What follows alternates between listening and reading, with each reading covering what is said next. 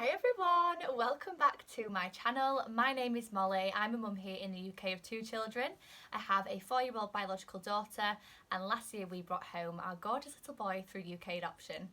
It has been a while. I've just got so caught up in lockdown and looking after the kids and getting ready to go back to work that I haven't even had the time to sit down and make a video. So I'm excited to be back and making some content for you all. I realise I've had so many new followers, so thank you.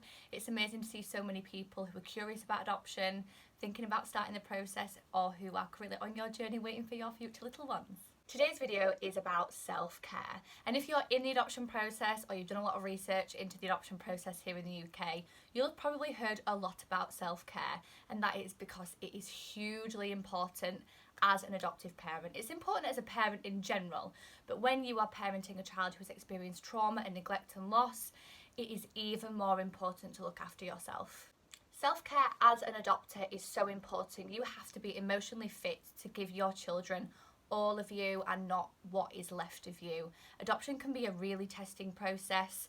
Therapeutic parenting can be really testing. You will be challenged, you'll be tested by maybe some of the behaviours or some of the strategies that your children use as a result of the trauma they've experienced that will really test your limits, and you've got to remain emotionally okay and mentally okay to pull yourself through them.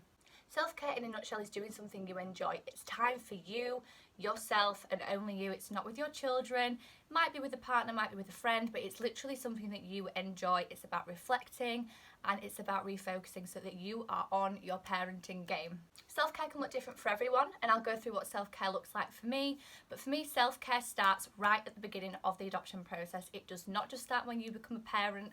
As soon as you throw yourself into the adoption process, it gets very intense.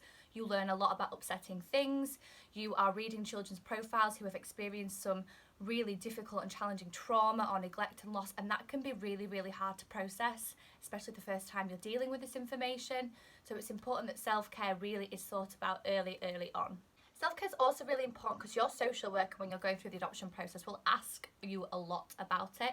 They'll want to know who you talk to, how you refocus, who supports you, who'll be there for you when things get tough, and basically just make sure that self-care is thought about, is considered, and your support network can help out as much as possible so you have that time to reset and refocus. You are throwing yourself into a process that goes 100 miles an hour, and it might not feel like it in stage 1, but when you hit the assessment in stage 2 and you are doing all of your assessment appointments maybe every single week, doing all of your homework, you then hit family finding, you then find a child, and it's just full steam ahead. It can get crazy. So it's really important that you consider how you look after yourself even when you've just signed up to stage 1. The intensity of the adoption process can bring up a lot of recurrent grief. It can bring up a lot of feelings of loss, particularly if you've come to adoption as a result of infertility, for example, or IVF. In my personal experience, the adoption process focused a lot on my experiences with baby loss and how I grieved my babies, and that is really tough. There were days when I came out of assessments and I said to my husband, I need to go on a run, I need to go to the gym. You know, I'd grieve these experiences, but talking about them in really granular detail can bring back a lot of uncomfortable feelings, a lot of unsettling thoughts. So it's really important that you have a plan for how to look after yourself in the process. For me, this looked like the gym, it looked like a long walk, it looked like going for a cuppa with my friends. It could even just mean going in the bath. It's something as simple as that. Whatever you do, it is time for yourself where you can relax, you can clear your head, and you just take care of yourself. In the adoption process as well, the waiting can be really difficult. If you're like me, you'll have been waiting to adopt maybe for a little while. I personally hadn't had a long journey, but I certainly know of adopters who have been waiting, you know, the 6 months of the adoption process and then a year of family finding. And when you want a child or children so badly, it can really play on your mind. It can be really difficult. So the waiting is something that you need to prepare for. Consider how you're going to look after yourself in this time, who you're going to talk to, how you're going to distract yourself when you're really feeling, you know, dampened down and beat down by all of the time that it's taking. It's just another element that requires a lot of self-care. There's also the stresses of panel and being approved. I spent 6 months convinced that we were going to be rejected. My head had been programmed to think, you will not have a second child, because I'd just been programmed to deal with loss from my miscarriages. So 6 months was a long time to be thinking that, and I had to, you know, really look after myself again. Panel can be stressful, the lead up to panel can be really stressful, and that can cause a lot of physical as well as mental and emotional stress. As part of the adoption process, our agency asked us to do personal support plans. Now, this is not standard across the board, I don't think, given the experience that we'd had with baby loss and I'd had previous issues with mental health. Our social worker suggested it would be a really good idea. So me and my husband each did an individual personal support plan, and it detailed in there a lot about self-care. What we were going to do, when we were going to do it, who was going to look after the kids when we do it, and it keeps us accountable. This has been one of the most useful things I did in the adoption process, because I still refer to it almost a year after placement when I need it. If I've had a really difficult day therapeutic parenting, or my little man has had some really challenging attachment behaviour and he's been struggling, I am exhausted by the end of the day. I recognise that, my husband recognises that, we refer to the plan, and if we need to engage support network, then we do. So I would definitely look at doing a personal support plan. Self-care is obviously vital when you have found your child or children and you are bringing them home.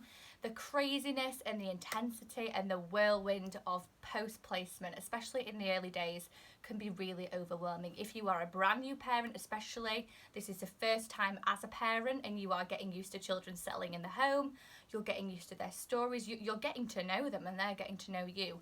There's a lot of pressure on that. I certainly put a lot of pressure on myself, so it's really important again to have a plan. Even if you're in the intensity of the early days of placement and you need to stay close to your children, you can do it when they go to bed. It can be as simple as your partner, if you have one, watching them while they sleep while you go and do something.